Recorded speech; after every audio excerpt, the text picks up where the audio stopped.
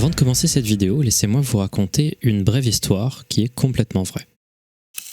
En 1948, le photographe polonais David Seymour, surnommé Chim, est commissionné par l'UNICEF de se rendre dans de multiples pays européens pour photographier et documenter la difficile et controversée situation des enfants orphelins et ou réfugiés de la Seconde Guerre mondiale. De nombreux portraits et photos seront pris et inclus dans sa collection Children of Europe qu'il publiera en 1949. Il montre des enfants dans des conditions difficiles et précaires, dans des orphelinats froids, enfants dont il capture les émotions qui sont la seule chose animée des photos. La partie la plus marquante de cette série de photos reste son passage dans un orphelinat de Varsovie.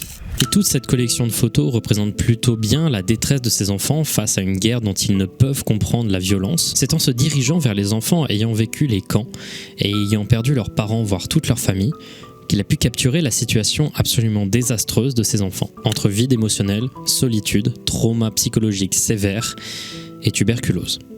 Dans cet orphelinat, à Varsovie, il se décide de faire une petite expérience. Il donne une craie à chaque enfant et leur demande de dessiner sur le tableau noir ce qu'ils voient dans le mot « maison ».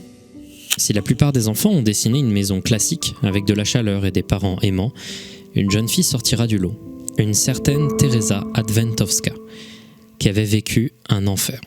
Déjà, en 1944, son père activiste fut battu par la Gestapo au point de perdre l'intégralité de ses dents, le tout devant Teresa. Après avoir été battu, son père a été mis en prison.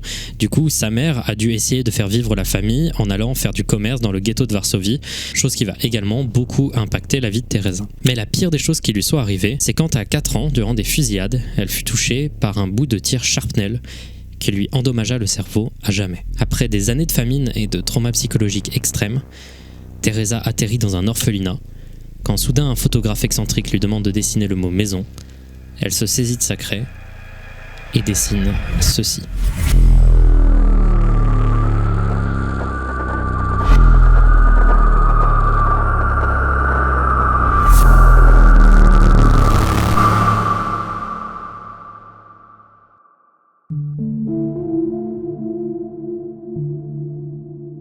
Ce finding, j'avais envie de le réaliser depuis extrêmement longtemps. Vraiment, depuis même début 2020 en réalité. Ça fait donc depuis extrêmement longtemps que j'accumule des infos, lis sur le sujet et c'est il y a 1 mois que je me suis décidé réellement de tout plaquer pour enfin traiter ce sujet qui me fascine. Aussi bien car la perception est un thème que j'apprécie fortement dans l'art, mais aussi parce que je suis concerné par le sujet. Cette vidéo a été inspirée par énormément de trucs différents, elle a énormément de sources différentes, mais une chaîne qui m'a donné vraiment envie de me lancer pour réaliser cette vidéo, c'est la chaîne de Shrouded End qui a fait des super vidéos sur des cas extrêmement connus d'artistes atteints de maladies mentales s'exprimant sur leur maladie. Je vous les conseille, bien qu'elles soient en anglais et que je les ai pas vues en entier parce que je m'interdis de regarder des vidéos d'autres youtubeurs horreur américains ou français. Mais très franchement, certaines de ces analyses et certains des sujets dont il va traiter, je vais également les traiter et d'une manière très similaire et je me devais de le préciser. Je vais essayer au maximum de vous prendre par la main pour vous mettre dans l'univers et l'espace mental de ces personnes malades qui pour des raisons diverses ont peint, dessiné, sculpté pour exorciser leurs démons et essayer d'expliquer au monde ce qu'ils vivaient. Et je préviens, cette vidéo risque d'être plutôt difficile d'accès par rapport aux autres de ma chaîne. Elle va être longue, avoir une introduction assez vénère, je vais mettre en place beaucoup de concepts que je vais essayer d'expliquer le plus clair possible. Normalement cette vidéo sera accompagnée d'un système de chapitres, si vous commencez à vous ennuyer sur une partie, vous pourrez tout de suite passer à une autre, ce que je comprendrai tout à fait, et si vous n'êtes pas du tout réceptive à ce truc qui moi pour le coup me parle beaucoup, eh ben c'est pas grave, je suis désolé, ce sera peut-être pour une prochaine fois. Mais néanmoins si ce concept vous intéresse, j'ai vraiment essayé de faire mon maximum pour que le traitement de cette vidéo soit humain, sincère et juste. Alors avant de commencer, j'aimerais mettre en place certaines choses qui vont nous être importantes pour la suite dans une petite introduction que je vais essayer de rendre la plus précise et courte possible.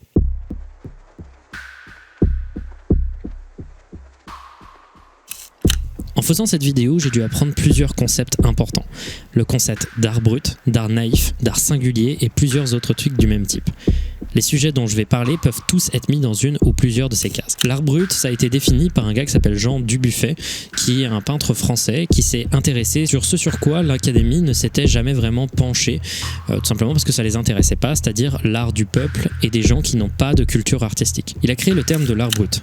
C'est un art qui est souvent issu de personnes créant spontanément, sans aucune référence particulière, due à une absence de connaissances artistiques et créant donc à partir de rien d'autre que eux-mêmes. C'est pour ça que dans l'art brut, on retrouve en majeure partie des personnes qui peignent dans de l'art-thérapie. Leur condition mentale, leur perception un peu déformée du monde fait qu'ils ne peuvent pas vraiment avoir beaucoup de références artistiques et qu'ils créent et dessinent pour communiquer plus que n'importe quel autre individu. Le terme est venu à Dubuffet lorsqu'il a visité des hôpitaux psychiatriques en Suisse et qu'il s'est penché sur ce que les psychotiques adultes non éduqués créaient.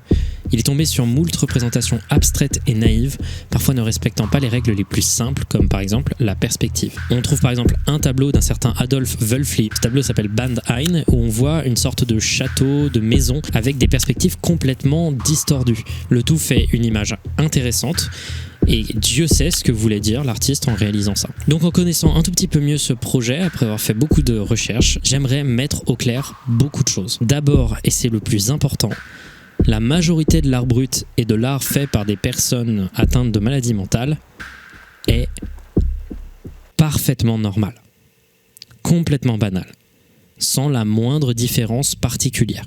En fait, c'est pas forcément réel, il y a généralement une sorte d'étrangeté ou d'excentricité qu'on ne trouve que très rarement dans l'art dit plus classique, mais l'art brut reste la majorité du temps normal, joyeux, triste ou dans tous les sens quelque chose de parfaitement normal. Moi, c'est pour ça que je ne vais pas me pencher uniquement sur l'art brut, mais que je vais me pencher au maximum sur l'art des personnes atteintes de maladies mentales impactant énormément leur vie en société, qui a essayé d'expliquer ce qu'ils vivaient, qui était une manière d'exorciser leurs démons. Mon objectif, c'est d'essayer d'avoir un regard empathique envers des gens qui ont souffert énormément de leurs conditions mentales, en essayant de décortiquer les choses qui reviennent régulièrement selon les maladies mentales, essayer de comprendre quel langage universel esthétique est utilisé par des gens voulant expliquer ce qu'il se passe à l'intérieur d'un cerveau qui déforme la réalité. Bref, je veux faire de cette vidéo une sorte de voyage compréhensif. Et c'est donc pour ça que je voulais dire une seconde chose. Les gens atteints de maladies mentales sont des gens comme vous et moi. Vous connaissez forcément quelqu'un, par exemple, atteint de bipolarité, sans forcément que vous en soyez conscient. Vous connaissez forcément quelqu'un atteint de schizophrénie, ou alors quelqu'un qui développera de la schizophrénie plus tard. Vous connaissez forcément des gens dépressifs. Vous connaissez forcément des gens atteints d'anxiété. Et la raison pour laquelle vous ne vous en rendez pas forcément compte, c'est aussi parce que c'est beaucoup plus commun que ce qu'on pense et qu'une image sensationnalisée de ces maladies peut être particulièrement dangereuse. Ici, on va se focaliser sur des cas de gens qui ont été traités à des périodes où on ne savait pas encore comment traiter ces maladies, des gens qui n'ont pas pris leur traitement, des gens qui ont tout simplement eu des formes plus aiguës et moins vivables, pour essayer de comprendre comment ces gens ont pu vivre, quel espace mental ils ont développé durant ces périodes.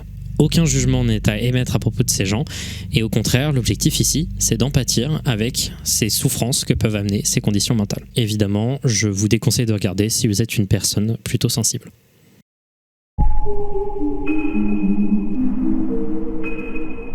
Pour cette première partie de la vidéo, on va se pencher sur des artistes atteints de schizophrénie ou tout autre trouble délirant analogue. Cette maladie, elle est très différente dans sa manifestation patient par patient, même si des choses restent plutôt constantes. Je vais essayer d'en faire une définition avant de commencer, parce que la définition de la schizophrénie aujourd'hui n'est pas tout à fait connue. La schizophrénie, c'est une maladie mentale caractérisée par des épisodes psychotiques continus ou épisodiques. C'est-à-dire que soit tout le temps, soit de temps en temps, une personne peut tomber dans de la psychose, c'est-à-dire qu'elle perd pied avec la réalité et que les choses se déforment et qu'elle n'arrive pas à faire la différence entre imagination et réalité.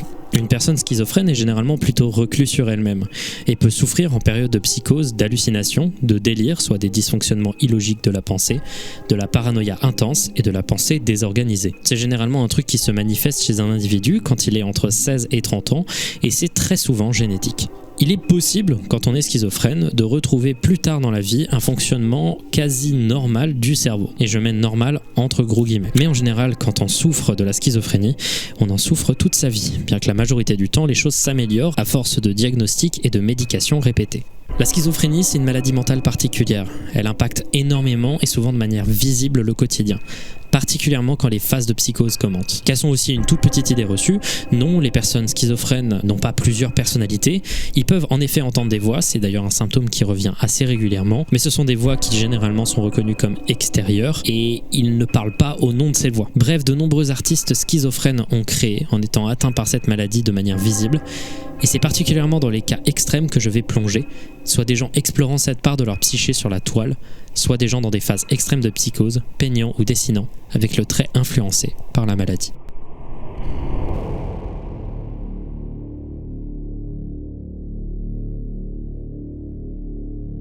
August Natterer, aussi appelé Netter, est un artiste allemand né en 1868. Il a commencé sa vie en tant qu'électricien et la gagnait franchement extrêmement bien, jusqu'à ce qu'il commence à avoir de très grandes attaques d'anxiété et des bouffées délirantes qui l'amèneront en 1907 à son internement en hôpital psychiatrique. Il restera par volonté toute sa vie dans des hôpitaux. Le 1er avril 1907, il lui arriva une hallucination qui va influencer toute son occupation de peintre et le restant de ses jours. Voilà concrètement ce qu'il a vu. Il a d'abord commencé à voir une tache blanche dans les nuages qui étaient proches. À ce moment-là, tous les nuages autour de cette tache blanche se sont arrêtés, puis la tache blanche se déplaça et resta pendant l'intégralité du temps comme une sorte de planche dans le ciel. Cette planche ensuite est devenue une sorte d'écran ou même une scène de théâtre selon ses mots. À l'époque, les écrans n'existaient pas. Et à ce moment, des images flashèrent à la suite, à peu près 10 000 en une demi-heure selon ses dires. Il explique que Dieu lui est apparu et il le décrit comme une sorcière qui a créé le monde. Je n'invente rien. Il a vu des images de guerre, des continents, des mémoriaux, des châteaux, des images qui, à ses yeux, faisaient 20 mètres de hauteur. Images qui étaient claires, mais presque sans couleur, comme les photos de l'époque. Selon ses dires, il s'agissait d'épiphanie du jugement dernier, et il explique que Jésus ne pouvait pas accomplir la salvation, car il a été crucifié trop tôt. Donc Dieu lui a révélé ces images pour accomplir cette salvation. Évidemment, tout ça n'est qu'hallucination, mais pendant toute sa vie, il aura été persuadé que Dieu lui avait bel et bien fait flasher des tonnes d'images pour lui expliquer quelque chose. Et le restant de son occupation de peintre sera une série de dessins reproduisant les hallucinations qu'il a vécues pour essayer de les présenter au monde. Un exemple très connu, c'est ce visage d'une sorcière dessiné dans un champ entouré de villes aux perspectives complètement incohérentes. Le dessin est objectif, plutôt simple, mais avec une sorte de petit sentiment de malaise à l'intérieur. Les perspectives distordues autour de l'image de la sorcière, avec les bâtiments qui popent dans un sens qui n'a pas vraiment de sens, c'est un truc qui revient très souvent dans les dessins de personnes atteintes de schizophrénie. En général, les choses sont vues en un même plan. La profondeur n'existe que très peu, comme si toutes les choses et tous les stimulus étaient de la même valeur. Et ça revient énormément dans le travail des personnes schizophrènes et on va essayer de le pointer à chaque fois qu'on le croise. Vous verrez, c'est une chose qui est presque constante. On remarque aussi une prévalence des yeux, souvent qui guide le dessin, particulièrement celui-ci, assez troublant, appelé « Mes yeux lors des apparitions ». La majorité des images qu'il réalisera seront des reproductions précises et simples de ce qu'il a pu voir, avec un trait plat et objectif, probablement lié au fait qu'il ait été un électricien. Ces reproductions nous permettent de comprendre un peu mieux ce qu'il voyait, des créatures et combinaisons étranges, des patterns réguliers et de l'imagerie religieuse cryptique. Le travail de August Natterer a été pour une des premières fois décrit dans le livre Expression de la folie de Hans Prinz Horn, sorti en 1922. Dedans, Netter est placé dans une liste de ce que Prinz Horn appelait les 10 maîtres schizophrènes, liste dans laquelle on trouve aussi un certain Johann Knüpfer.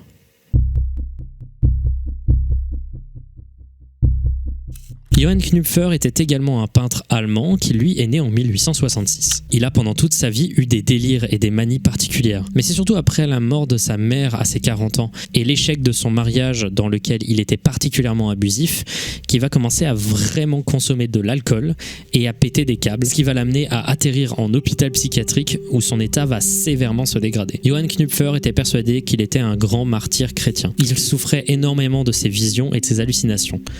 Il a même dit au psychiatre que personne dans l'histoire n'avait autant souffert que lui. Il était profondément dérangé et enfermé dans des délires paranoïaques. Les dessins de Johann sont extrêmement denses. Ils se centrent tous sur des formes circulaires et des textes renforçant ces délires religieux semblant tourbillonner autour des figures menaçantes qui occupent l'espace. Ces textes n'ont aucun sens, sont chaotiques et sont décrits par Hans Prinz Horn, le gars qui a fait le livre Expression de la folie, comme du word salad, de la salade de mots. Un truc qui va revenir énormément dans le travail des schizophrènes. Des textes qui n'ont aucun sens, qui occupent toute l'image pour remplir l'espace. Mais d'ailleurs, ce besoin de remplir l'espace aussi revient tout le temps. C'est ce qu'on appelle l'aurore vacui. L'aurore vacui, ou peur du vide en latin, est un style artistique dans lequel aucune partie d'une image ne doit être exempte de détails. Chaque espace doit être rempli d'une chose importante. On peut interpréter de plusieurs manières ce besoin de combler l'espace chez les personnes atteintes de schizophrénie. Ça peut tout simplement être le besoin de combler l'espace, le besoin de sens, que n'importe quoi ne soit pas laissé au hasard, mais également le besoin d'exprimer un certain chaos mental qui est vécu, avec toutes les hallucinations et les visions qui s'imposent au cerveau des gens, toutes les pensées qui semblent apparaître sans qu'il n'en ait le moindre contrôle. Ce manque de contrôle est représenté par cette sorte de surcharge qui s'exprime donc avec l'aurore vacui. Ici, associé à l'absence totale de profondeur, l'absence de perspective, comme on avait vu plus tôt, l'aurore vacui donne une importance similaire à chaque élément d'une scène. Les stimulus, les pensées, les visions, la réalité, tout a la même valeur et tout se confond dans une masse chaotique où peu semble ressortir. Tout est confus et perdu dans une surcharge mentale que ces artistes peuvent ressentir. Comme je l'ai dit, ça revient très souvent chez les personnes atteintes de schizophrénie, faisant de l'art, s'exprimant sur leur maladie. Adolphe Wölfi le faisait et plein d'autres continueront à le faire dans la suite de la vidéo. Et plus on avance, plus on va tomber sur des gens qui vont essayer de rajouter du détail au point de l'obsessionnel, mais ça on en parlera un peu plus tard. On voit aussi dans son travail le besoin de trouver dans le chaotique des patterns, des visages se dessinent parfois dans les symboles aléatoires et les cercles qui sont extrêmement prédominants. Des figures et des yeux se dessinent souvent à l'intérieur du chaos. C'est un thème qui reviendra souvent avec ces artistes.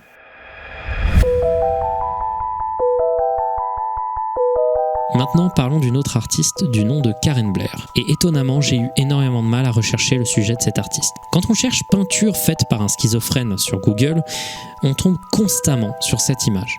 Un tableau du nom de Electricity Makes You Float, tout simplement l'électricité vous fait flotter, attribué à une peintre du nom de Karen Blair. Pendant hyper longtemps, j'ai pensé que c'était un fake. Tout simplement car les seules sources que je trouvais, c'était des tops sur internet, avec chaque fois le même nom, sans la moindre justification. J'ai réussi néanmoins, grâce à un obscur article, de trouver un blog datant de 2010, appartenant à une personne s'appelant également Karen, qui se disait être schizophrène et qui faisait de l'art. Et sur ce site, j'ai pu trouver une archive vers un site encore plus vieux, sur lequel on trouvait le travail d'une certaine Karen May Sorensen, avec énormément de tableaux à son effectif, dont un certain Electricity Makes You Float. Ce n'était pas un fake. Elle possède des dizaines et des dizaines de blogs, on dirait presque une blague, datant de ce qui m'est disponible jusqu'à au moins 2005. Celle-ci a de manière extensive décrit son état mental, son art, ses théories et sa médication sur tous ses blogs. Karen Blair s'appelle en réalité Karen May Sorensen, elle habite dans l'état de Vermont aux États-Unis et est atteinte d'un trouble schizo-affectif depuis l'âge de 19 ans. Elle a réalisé énormément de tableaux lors de sa carrière et possède aujourd'hui environ une 50aine d'années si j'ai bien compris. Elle essaye d'exorciser la douleur que sa condition mentale lui inflige à travers ses tableaux. Me balader sur les nombreux blogs de Karen a été assez particulier. Ça donne l'impression de s'immerger dans le quotidien d'une personne atteinte d'un trouble schizo-affectif. Ça renforce la réalité qu'une personne n'est pas sa maladie. Car si on peut remarquer une manière d'écrire très confuse parfois, elle reste très normale et sa manière très ouverte de parler de tous ces sujets est vraiment agréable et te fait vraiment comprendre qu'il y a une personne derrière une personne malade. Pour ceux qui ne le savent pas, un trouble schizo-affectif, si j'ai bien compris, c'est une sorte de trouble associant des parties de bipolarité avec des parties de la schizophrénie. Karen Sorensen a un style graphique souvent inspiré par l'aurore vacui, comme on avait pu voir précédemment, et la perspective est encore une fois très aplatie. On ressent néanmoins une sorte de confusion générale dans ces tableaux qui peut parfois être charmante, mais aussi être cauchemardesque, comme dans ce tableau sobrement intitulé L'Enfer, qui, plus on s'attarde sur les détails, comporte des sortes de bizarreries de droite à gauche, comme par exemple cette femme enceinte dont on voit un démon dans les entrailles. Le style est assez enfantin de manière assez volontaire, et la saturation qu'amènent les couleurs pastel donne vraiment un sentiment de surcharge de stimulus dans tous les sens. Et on peut aussi revenir ainsi sur ce fameux Electricity Makes You Float. On y voit une image d'une femme, probablement Karen elle-même, avec ses organes ressortant comme si elle était transparente. L'idée d'être influencée, d'être changée par des ondes dont l'électricité, c'est un truc qui va revenir énormément. Mais on en parlera un peu plus tard quand on parlera du concept de machine d'influence. Au-delà donc de l'électricité et des influences par ondes, le fait de se représenter comme transparent, le fait qu'on puisse voir les organes directement à l'intérieur, qu'on puisse voir l'intérieur d'une personne, est aussi un truc qui ressort beaucoup chez les paranoïaques. C'est un sentiment général que les gens peuvent lire en soi et surtout les penser. Mais ça, on en reparlera pareil un peu plus tard quand on parlera des hallucinations type de la schizophrénie. L'art de Karen May Sorensen est troublant, mais parfois sacrément charmant. L'utilisation des crayons pastels donne cette texture bizarre et en général est ultra saturée, comme j'ai pu le dire précédemment. À ce jour, je n'ai pas retrouvé d'activité de la part de Karen depuis 2017, mais il est très probable qu'elle s'exprime encore sur un blog. On ne l'a juste pas encore trouvé. Maintenant, laissez-moi vous parler d'un autre cas qui, lui, par contre, est un peu plus connu que les 3 précédents. L'histoire de Richard Dad est aussi intéressante que son travail. Il est né en Angleterre le 1er août 1817 et dès son plus jeune âge, son talent pour le dessin est évident. Il est accepté à l'âge de 20 ans à la Royal Academy of Arts de Londres et il commence sa carrière de peintre automatiquement en 1840. En juillet 1842, un certain Sir Thomas Phillips, le maire de la ville de Newport au Pays de Galles, l'invite à venir avec lui dans une expédition dont la destination finale, après plusieurs stops dans différents pays, était l'Égypte. Richard Dad acceptera et franchement, l'expédition se passera plutôt bien, malgré juste un passage un peu compliqué en Syrie. Une fois sur le Nil direction l'Égypte, par contre, quelque chose change. C'est en décembre 1842, alors qu'il naviguait, que son comportement a changé d'un coup sans la moindre raison. Il a commencé à délirer. Il se dit être sous l'influence du dieu égyptien Osiris. Il commence à devenir violent envers les autres membres de l'équipage. En 1843, à son retour, il est diagnostiqué fou et rejoindra sa famille dans un village rural, plutôt que d'aller en hôpital psychiatrique. C'était une grave erreur, parce qu'il va encore plus péter un câble une fois arrivé là-bas. Les délires ne vont pas s'arrêter, la maladie n'a pas été traitée. En août de cette année, il commence à avoir un délire particulièrement fort, où il se met à être certain que son père est le diable. Il va alors le poignarder, le tuant sur le coup, et va ensuite partir pour éviter la police qui découvrira le corps seulement le lendemain. À ce moment-là, Richard Dad ne veut qu'une seule chose, se rendre à Paris. Il part directement et va au sud de l'Angleterre, prend un bateau direction Calais, et une fois arrivé, il se met vers la route de Paris. Mais sur la route de Paris, il finira par tenter une nouvelle fois d'assassiner, cette fois-ci un voyageur, en essayant de lui trancher la gorge avec une lame de rasoir. Il sera arrêté sur le champ avant de réussir son acte et se retrouvera enfermé dans l'asile Clermont de Fontainebleau quand une fouille de sa personne révélera une liste qu'il avait écrite lui-même sur laquelle il y avait toutes les personnes qu'il devait tuer en urgence. Au sommet de la liste, il y avait son père. En 1844, il est renvoyé en Angleterre et passera sa vie à l'asile de Bethlehem pour les criminels lunatiques et après 1864 à l'asile de Broadmoor jusqu'à sa mort. Richard Dad était très probablement atteint de schizophrénie paranoïde particulièrement violente et non traitée. Néanmoins, le fait que la psychiatrie n'était pas encore assez développée à l'époque fait que le diagnostic n'est que spéculatif en fonction de ce qu'on a compris des récits de l'époque. Il n'a jamais arrêté de peindre.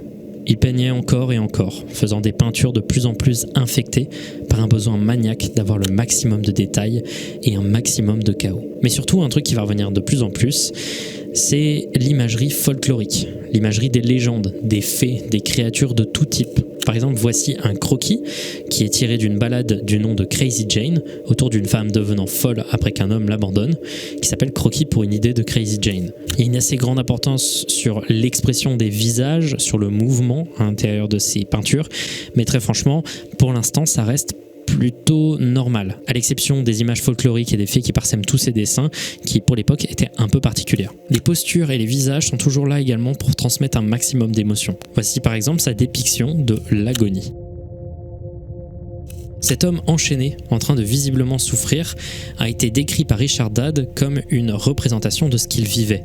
Son sentiment d'être, selon ses dires, séparé du jeu de la nature, banni du livre de la vie. Mais pour beaucoup, et ce sera également le cas pour nous, la meilleure manière de voir en quoi sa maladie a influé sur son art, ça reste un tableau qui est considéré pour beaucoup comme son chef-d'œuvre, The Fairy Feller's Master Stroke.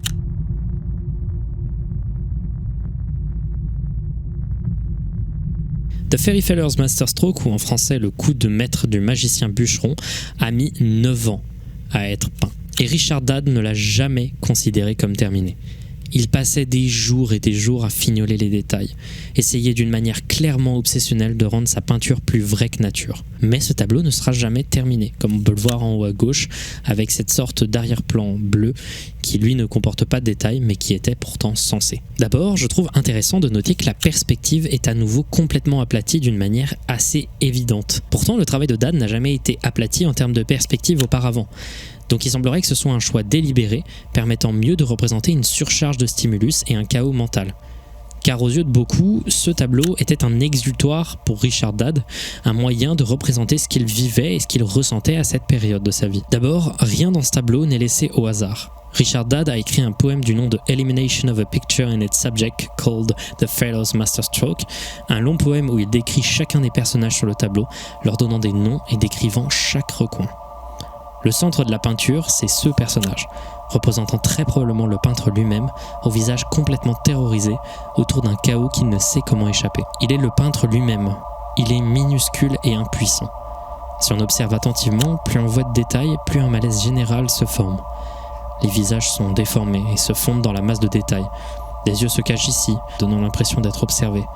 Ce visage minuscule caché dans l'arrière-plan, même arrière-plan qui se fond avec le reste. Les visages cauchemardesques, cet homme qui a l'air d'agresser cette femme.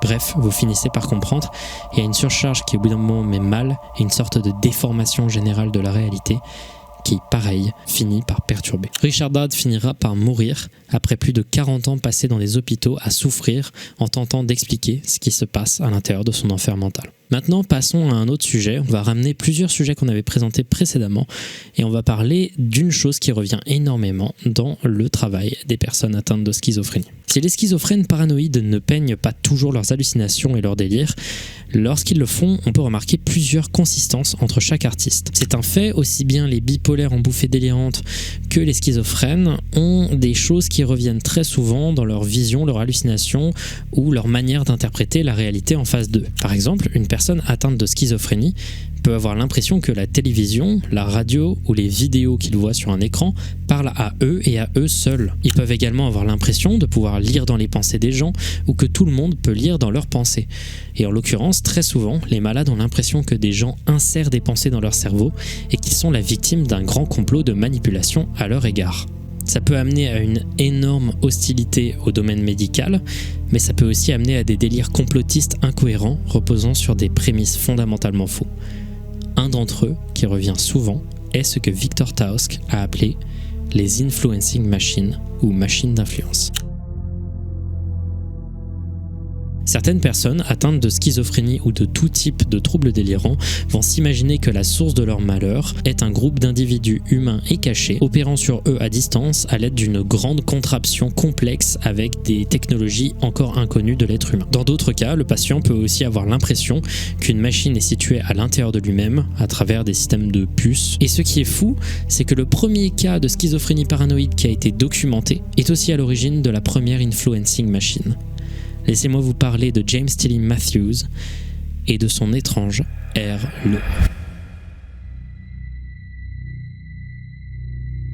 James Tilly Matthews est né en 1770 et il a vécu la majorité de sa vie à Londres.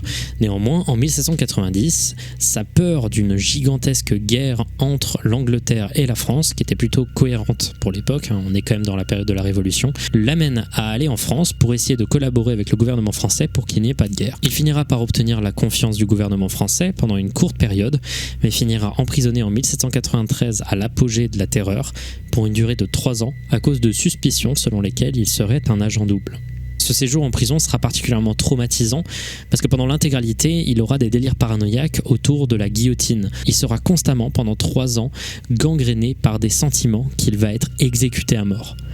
En 1796, néanmoins, il est relâché par les autorités françaises car ils l'ont tout simplement jugé comme lunatique et fou. Il rentre à Londres en 1797 et son comportement devient particulièrement bizarre. Il commence à dire qu'il fait partie d'un complot gouvernemental de grande ampleur et qu'il est le centre de nombreuses attaques personnelles à son égard, dont la nature va être décrite un peu plus tard. Sa situation dégénère complètement lorsqu'il se retrouve à crier en boucle trahison devant les parlementaires dans la House of Commons de Londres, chose qui amènera son arrestation puis son admission à l'hôpital de Bethlehem, le même d'ailleurs où est allé Richard Dad. À partir de là, il va y rester longtemps, jusqu'à ce qu'en 1810, un certain John Haslam se penche sur son cas. Il va analyser son comportement, lui demander d'illustrer ses croyances et de décrire ce qu'il ressent, et ressortira tout ça à un livre qui aujourd'hui est une sorte de pilier de la psychiatrie moderne, qui s'appelle Illustrations of Madness. À l'intérieur de ce livre, toutes les psychoses et les délires de James Tilly Matthews sont décrites. À l'intérieur, il y aura également de nombreux extraits du journal de James Tilly Matthews, dans lequel il explique en détail le complot qui se passerait autour de lui, et notamment une certaine machine, nommée la machine pneumatique, ou comme elle est appelée en anglais, la Heirloom. L'Heirloom serait une machine dirigée par le Heirloom Gang, un gang de criminels cherchant à persécuter précisément James Tilly Matthews pour des raisons obscures. Voici son fonctionnement. La Heirloom serait cette grande contraption, prenant une superficie de 9 mètres carrés et s'élevant jusqu'à 7 mètres. Sur les côtés de l'Heirloom, on trouve des tonneaux qui alimentent la machine avec des gaz toxiques décrits par James Tilly Matthews comme aussi bien des gaz d'anus de chevaux, des liquides séminaux, des effluves de chiens et de la laine putride humaine. La machine utiliserait de la chimie avancée avec des gaz et le magnétisme pour créer des sortes de courants d'air magnétiques pour influencer les victimes de différentes manières à l'aide de miroirs et tuyaux. Ce système n'a strictement aucun sens. Néanmoins, il est décrit de manière minutieuse pendant des pages et des pages et des pages de journal intime. L'Heirloom pouvait faire 3 choses en particulier selon James Tilly Matthews. D'abord, le kiting, soit le fait de forcer une idée dans la tête d'une victime. Elle pouvait également faire le thought making, c'est-à-dire complètement recréer les pensées d'une personne et les idées à l'intérieur. Et enfin, la chose la plus perturbante qu'elle pourrait faire, c'est ce que James Tilly Matthews appelait le lobster cracking, soit le fait de compresser l'atmosphère magnétique autour de la victime pour lui détruire les organes de l'intérieur. Les influencing machines et l'Heirloom sont particulièrement tristes à mes yeux, parce qu'ils représentent une sorte d'apogée du déni du soin et du déni de la psychiatrie. Les gens atteints de psychose savent que ce n'est pas normal ce qui leur arrive, mais, et ils n'y peuvent rien, au lieu de choisir une explication simple, c'est-à-dire la maladie, ils vont préférer choisir la chose la moins probable, tout simplement parce que pour eux, ces choses sont réalité. Donc ils vont préférer créer tout un système, d'écrire des sortes de gigantesques complots autour d'eux, qui même s'ils ne sont pas logiques, sont plus rassurants pour eux que tout simplement le fait d'affirmer intérieurement qu'on est malade. L'Heirloom est devenu légendaire. C'est le fruit de la pensée de la première personne étudiée au monde reconnue comme schizophrène paranoïde. C'est aussi la première influencing machine documentée. En 2002, Rod Dickinson, un artiste anglais, réalise une sculpture taille réelle, se fiant de très près aux écrits de James Tilly Matthews. La reconstruction est extrêmement fidèle et extrême. Le tout met à grandeur nature les délires paranoïaques d'un individu en souffrance, et c'est, selon certaines personnes qui ont pu la voir, assez perturbant à voir en vrai. Ce que je trouve passionnant avec ces machines d'influence, c'est qu'elles sont décrites de manière chirurgicale. Des tonnes de détails dans des plans se voulant scientifiques ou faussement scientifiques, comme le cas d'ailleurs de Jacob Moore. Le cas de Jacob Moore, c'était un des grands exemples du livre The Influencing Machine de Victor Tausk, livre qui, comme j'avais pu le dire précédemment, a permis de définir ce concept d'influencing machine. Jacob Moore, c'était un fermier et colporteur qui souffrait pareil de schizophrénie paranoïde. Il était pareil, persuadé d'être à distance influé par une machine envoyant des rayons électriques et magnétiques pour influencer son comportement et le transformer en un esclave hypnotique, comme il le disait lui-même.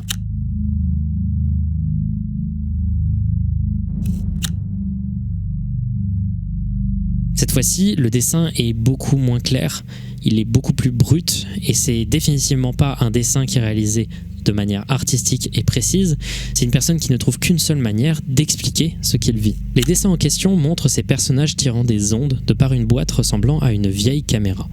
Le tout est parasité par l'aurore vacui, ce besoin de toujours combler le moindre vide et surtout des écrits. Des écrits dans tous les sens, sans le moindre sens, sans jamais la moindre signification, du word salad. Cette salade de mots finit inconsciemment par représenter les connexions illogiques et parasitées d'un individu en plein délire. Maintenant, laissez-moi vous parler d'un cas qui est un des plus célèbres de cette vidéo, mais qui est particulier. Laissez-moi vous expliquer. Le cas de l'artiste Louis Wain est parsemé de désinformation. Louis Wain est né en 1860 à Londres. Il commence à travailler en tant que prof dans la même école d'art dans laquelle il a étudié avant de devenir un artiste en freelance à l'âge de 21 ans. Il va avoir pas mal de succès en créant des petites scènes plutôt pittoresques de maisons de campagne avec des petits animaux, un truc très simple, réaliste, sans vraiment trop de personnalité, mais qui lui donnera pas mal de taf. À 23 ans néanmoins, il se marie contre l'opinion générale avec la tuteure de sa sœur qui avait 10 ans de plus que lui. chose qui était extrêmement mal vu à l'époque. Néanmoins, cette relation se passe pas très bien, parce qu'au bout de quelques temps, celle-ci est diagnostiquée d'un cancer du sein dont elle mourra 3 ans après. Au cours de sa maladie, elle dira à Louis Wain que la présence d'un chat autour d'elle la confortait. À partir de cette simple phrase, il se met à faire des dessins de chats. Et à ce moment-là, c'est un carton monumental. Les gens vont adorer ces petits chats réalisés dans des positions et des situations drôles et peu communes, parfois un peu humanisées. Oui, ça fait penser au furry. Le tout est enfermé dans un sentiment puissant de joie qui parsème toute sa carrière. Presque toute. On se rend compte très tôt que parfois, certaines illustrations de Louis Wain dépeignent des scènes un peu moins joyeuses, avec un certain ton agressif, introspectif ou étrange. On peut attribuer ça au fait qu'il était ultra prolifique.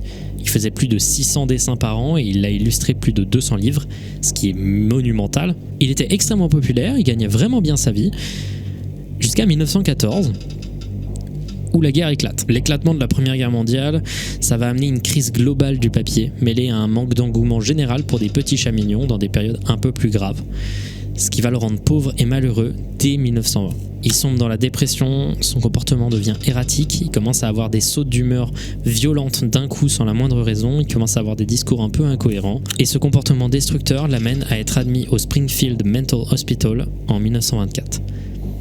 Et là, je vais commencer à prendre des pincettes vénères. Aujourd'hui, on n'arrive pas vraiment à savoir quelle maladie mentale Louis Wain avait à l'époque. On sait qu'il était dans une période bizarre et très sombre, mais on n'est pas sûr de savoir s'il était schizophrène, en dépression sévère, et on ne sait pas si tout ça était mêlé, oui ou non, avec une présence sur le spectre de l'autisme. On ne sait pas. Une grosse partie de gens semblent pencher sur le fait qu'il serait schizophrène, mais aujourd'hui, l'hypothèse est quand même un peu discutée. Mais alors pourquoi il y a autant de suspicions ?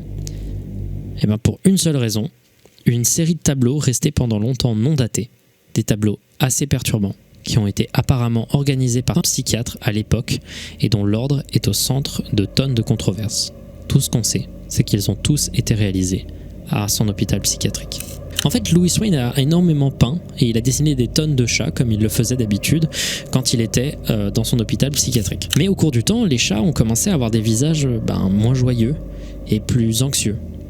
Les formes autour d'eux ont commencé à être ornées de formes kaléidoscopiques et psychédéliques jusqu'à ce que le chat se fonde légèrement à l'intérieur de ces formes pour enfin les devenir des formes agencées parfaitement et calmement dont la seule chose rappelant les chats serait les yeux, toujours au centre de l'image. Et enfin, plus les tableaux continuent, moins le chat est visible, jusqu'à disparaître entièrement à l'intérieur d'accumulations de géométrie précises, obsessionnelles et fractales.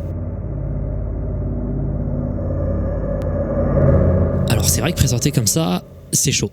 Le psychiatre avait ordonné d'ailleurs les tableaux dans cet ordre pour en faire une sorte de démonstration de ce qu'il appelait la destruction mentale. L'idée serait de montrer qu'au fur et à mesure que la maladie progressait, les formes devenaient de plus en plus abstraites, montrant que Louis Wain perdait complètement pied avec la réalité. Mais en réalité, les tableaux, on ne sait pas s'ils sont en ordre, et surtout, Louis Wain a continué à faire des tableaux parfaitement normaux pendant cette période, à côté de ceux-ci. Mais les autres tableaux de cette période expriment quand même de la souffrance claire. Les chats sont moins joueurs, le tout est plus claustrophobe, anxieux, parfois aussi cynique.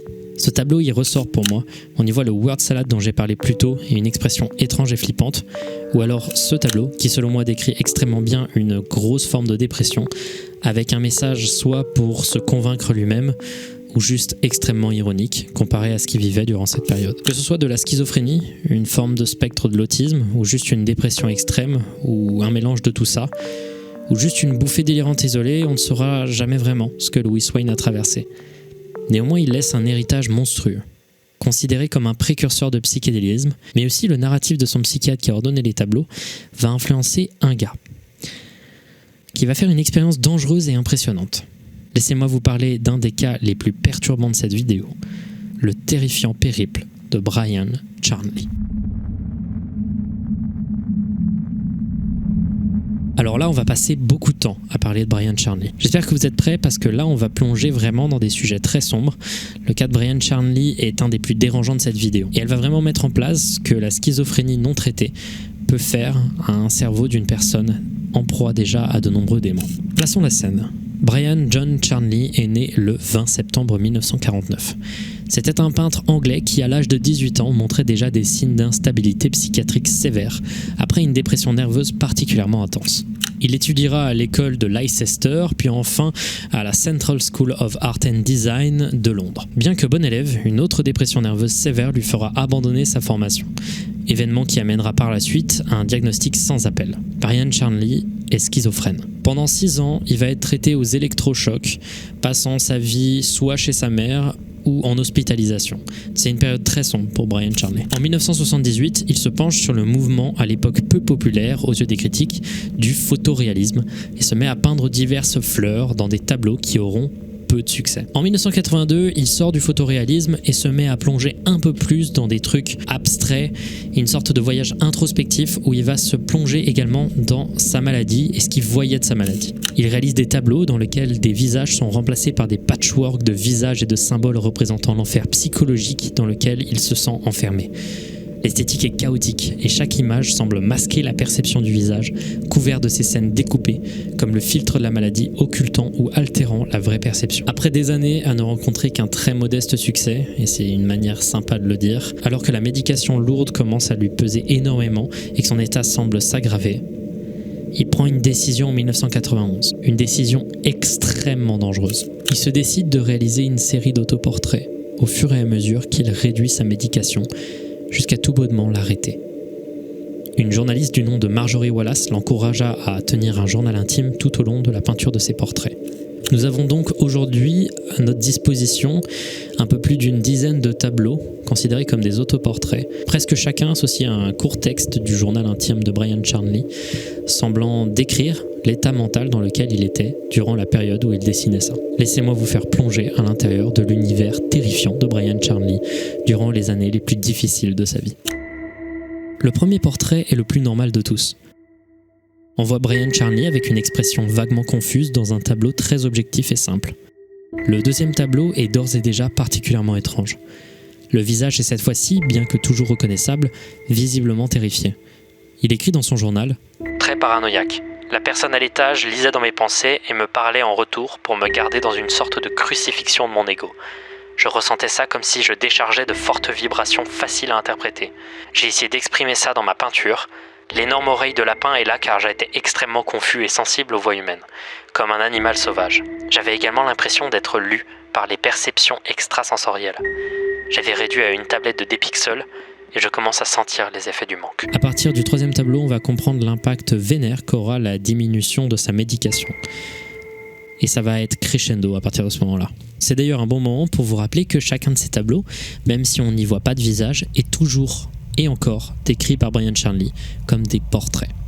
Ça me paraît important de le dire. Il écrit dans son journal « J'avais originalement eu l'idée d'une série d'autoportraits de la série de portraits de chats de Louis Wain qui changeait étrangement alors qu'il semblait de plus en plus psychotique.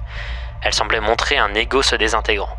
Je m'attendais à quelque chose de similaire, une dépendance aux géométries hallucinatoires, mais je me suis rendu compte que j'étais incapable de me concentrer, donc la peinture ressemble à la grossièreté des mauvais graffitis. » Il ajoute plus tard « Je suis arrivé à la conclusion que la plupart des gens autour de moi avaient accès à une capacité de perception sensorielle supplémentaire qui leur donnait accès à mon esprit. En ce sens, j'étais un homme aveugle, d'où les croix sur les yeux. Ils me faisaient aussi savoir verbalement ce qu'ils avaient pris de mes pensées. En ce sens, j'étais comme un homme muet, d'où la croix sur ma bouche. » On peut observer que plus on descend de haut en bas du tableau, plus les graffitis et les illustrations sont simples. Comme s'il se rendait compte que la maladie l'empêchait de bien fonctionner et qu'au fur et à mesure, il l'abandonnait dans les détails, à cause peut-être du bruit que ça créait en fait mentalement. Le quatrième tableau a été décrit par Brian Charnley comme une représentation d'une désintégration mentale totale. Les demi-cercles tout autour du visage sont censés représenter des cornes. Les cornes de ces hallucinations qui se manifestent en sourire. Si parfois vous avez l'impression que mes descriptions, quand je parle de ce que disait Brian Charnley, n'ont pas vraiment de sens, c'est normal, la manière qu'il avait de décrire les choses était vraiment très décousue. Et on ne sait pas si c'était sa manière de s'exprimer en écrivant, ou juste un signe de sa santé mentale qui se dégradait. Je tenais juste à porter une attention aux taches au centre du cerveau, qui sont floutées pour une raison simple. Elles ont été faites avec le sang du peintre qui s'est coupé le pouce et a saigné sur sa toile. Le cinquième portrait ressemble à ça. Toutes les parties du visage sont lointaines et détachées les unes des autres, montrant un sentiment général que la personnalité et la personne en général est complètement brisée et éparpillée en 1000 morceaux. Il explique dans son journal que des voix qu'il entendait lui disaient de ne pas fumer alors qu'il était un fumeur très régulier et plutôt dépendant, ce qui le rendait de plus en plus paranoïaque et qui crée une sorte de cercle vicieux, l'amenant à une sorte de gigantesque état de détresse. Il dit une chose qui annonce l'enfer à venir. Les choses deviennent vraiment incontrôlables. Le 6e tableau contient encore plus de symboles dans tous les sens, avec de moins en moins de cohérence. Par exemple, il décrit ça comme un homme avec un chapeau l'observant et gardant tout sous son chapeau. Ou alors ce truc comme un homme à 2 têtes, représentant ses conflits de pensée. C'est encore un moment pour vous rappeler que les tableaux de Brian Charnley sont censés être des portraits, donc représenter son propre visage et sa propre personne. Chaque symbole qu'il utilise a du sens, et chacun de ces symboles, ou du moins presque, est décrit dans son journal. Dieu sait ce qui se passait dans sa conscience à ce moment-là pour les symboles qu'il n'explique pas. Et le fait que chacune de ces illustrations est un autoportrait est rappelé par le 7e tableau. Mais malgré un retour de la forme, l'état s'empire. Brian Charnley n'arrive plus à s'exprimer de manière cohérente dans son journal. Il tombe dans des biais étranges et son art commence à incorporer des images beaucoup plus extrêmes, avec cette fois-ci les clous enfoncés dans ses yeux et dans sa bouche. Communiquer et percevoir devient douloureux pour lui. Le 8e tableau est décrit ainsi. L'ego qui se divise comme une cellule cancéreuse quand elle se fait attaquer. Un désordre gore. Le reste du journal montre que la cohérence de l'artiste commence à s'éteindre. Il explique par exemple que la jambe de soldat romain exprime sa peur de la mafia, qui, je cite, « maintient sa tyrannie en attachant une grande importance à la sainteté d'une femme. Je pense aussi que Rome a crucifié Jésus. » Ouais, ça a pas vraiment de sens. Il passe le reste de son entrée de journal à parler de Romains et d'Italie, n'expliquant rien d'autre de son dessin. Le 9e tableau est plutôt connu, il fait partie des plus étranges et des plus dérangeants, et même des plus violents. Mon esprit semblait diffuser des pensées très sévèrement, et c'était au-delà de ma volonté de faire quoi que ce soit contre ça. J'ai résumé ça en peignant mon cerveau comme une énorme bouche agissant indépendamment de moi. Il se sent incapable de communiquer socialement, ce qui fait de lui, selon ses dires, une cible. Justifiant le clou dans la cible située sur sa bouche, sa santé se dégrade, et il exprime ça avec encore plus d'imagerie gore et extrême. Il est en train de s'effacer, la maladie prend du terrain au fur et à mesure que sa médication se réduit. L'image de la bouche à la place du cerveau se poursuit dans le tableau suivant. Les cernes sont beaucoup plus marquées et on voit des sortes d'ondes provenant de fenêtres, donc de l'extérieur, semblant interférer avec lui. Il explique dans le journal que son état s'aggrave encore, que ses pensées ne sont plus contrôlables et qu'il est en train de se reclure de tout contact social, notamment car il est persuadé que les gens à la radio et la télévision se moquent de lui et rient de lui. Sa descente aux enfers devient de plus en plus évidente et ça va pas s'arrêter, car les peintures vont devenir de plus en plus erratiques, extrêmes et brouillonnes dans leur dépiction, comme ce cœur brisé aux pattes d'araignée. Image qui revient dans le tableau suivant, toujours plus abstrait, avec l'image de la cigarette qui revient également. Le 13e tableau est un des plus troublants. Voici ce qu'il écrit dans son journal. Les œufs ont été vidés comme une tête arrachée de son contenu. Il n'y a plus rien à l'intérieur, plus de secret. Ils sont partis satisfaire l'appétit de quelqu'un qui exerce son pouvoir sur moi. Ils ont apprécié chaque bouchée savoureuse. Pourquoi 2 œufs ? Car c'était pareil hier. Bref, je me sens suicidaire, donc j'ai peint les corbeaux de Van Gogh de son dernier tableau, d'un champ de blé. Avec tout ça en plus, ces images de ces oiseaux comme des signes avant-coureurs d'une envie suicidaire, ses bouches et ses cornes représentent les hallucinations qui le dévorent. Ce tableau est sinistre. Le 14e tableau est une sorte de persistance dans sa bizarrerie. Il semble montrer que sa santé mentale semble définitivement s'être estompée. Il sent que quelque chose ou quelqu'un veut s'introduire dans son esprit et ses descriptions journalistiques sont presque absentes. Au sein de sa tête, on voit un gigantesque cerveau consumé par 2 bouches et des bougies ou cigarettes qui lentement le détruisent. Le 15e tableau, lui, est extrêmement important. Pourquoi est-il important ? Pour une raison qui deviendra plus claire après. D'abord, il le décrit ainsi. Une image extrêmement compliquée, car je sens que j'arrive enfin à l'image essentielle de ma schizophrénie. Il note d'abord que ce proto-visage est transparent. On l'avait déjà vu avant, mais le fait de se sentir transparent et de voir les organes en transparence avec le corps, c'est le sentiment que les gens peuvent voir à l'intérieur de soi-même, et que nous, en soi, on est aveugle parce qu'on ne peut pas voir à travers les autres. C'est une forme de paranoïa forte.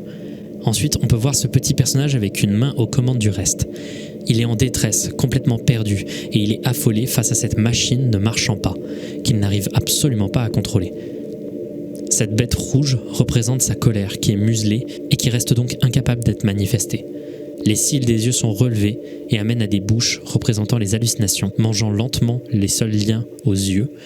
Littéralement, la perception est en train de se faire bouffer par les hallucinations. Pourquoi est-ce que ce tableau est important ? Parce que c'est le dernier que Brian Charnley a décrit dans son journal. Mais c'est pas le dernier qu'il a réalisé dans sa série d'autoportraits. Il en reste deux. Deux des tableaux les plus terrifiants que je connaisse, quand on connaît le contexte derrière. Le premier est confus. On peut voir écrit absolument partout « ennemi », comme si tout était une menace contre lui. Le mot « espoir » est écrit dans une couleur qui se fond avec le reste, comme si l'espoir disparaissait. Au centre, on voit une phrase de Bob Dylan disant « Les cartes que je tiens ne sont pas bonnes sauf si elles viennent d'un autre monde ». On voit ses médicaments être marqués d'une croix, son ego et son esprit est complètement brisé.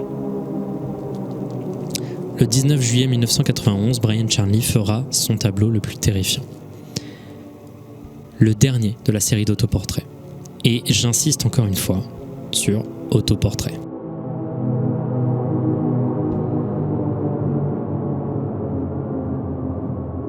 On ne saura jamais si ce tableau était une représentation que Brian Charnley considérait juste de sa maladie et complète. On ne sait pas si c'est une explication claire de l'état qu'il avait sur le moment. On ne le saura jamais car ce tableau a été retrouvé sur son chevalet, avec à ses côtés le cadavre de Brian Charnley qui avait ôté sa vie à cause du conflit extrême qui se jouait au sein de sa tête. Il est en ce sens le dernier monceau de sa santé mentale, qui venait à l'instant de partir.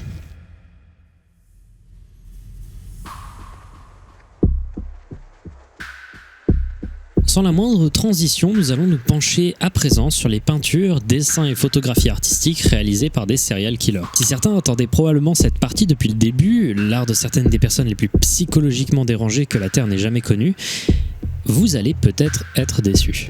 L'art des serial killers et en général des sociopathes et psychopathes a tendance, je trouve, et c'est également le cas du youtubeur Shrouded N qui a inspiré la vidéo, à être plutôt inintéressant.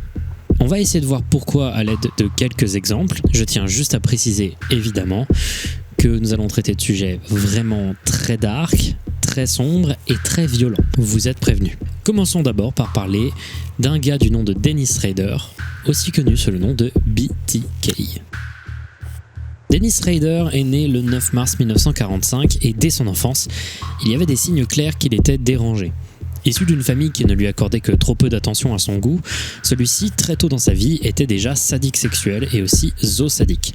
C'est-à-dire que ça le faisait marrer de tuer, torturer et parfois abuser sexuellement des animaux. Notamment de nombreuses occurrences de lui en train de pendre des animaux ont été reportées par des gens qui le connaissaient à l'époque. Il avait également énormément de fétichisme sexuel vénère, notamment le voyeurisme, soit le fait de rentrer dans l'intimité des gens en les observant sans leur consentement et sans leur conscience en fait. Bref, le personnage de Dennis Rader dès son enfance est déjà répugnant. Mais les choses vont commencer à dérailler en 1974. Janvier 1974, 4 personnes sont retrouvées mortes dans la ville Wichita au Kansas.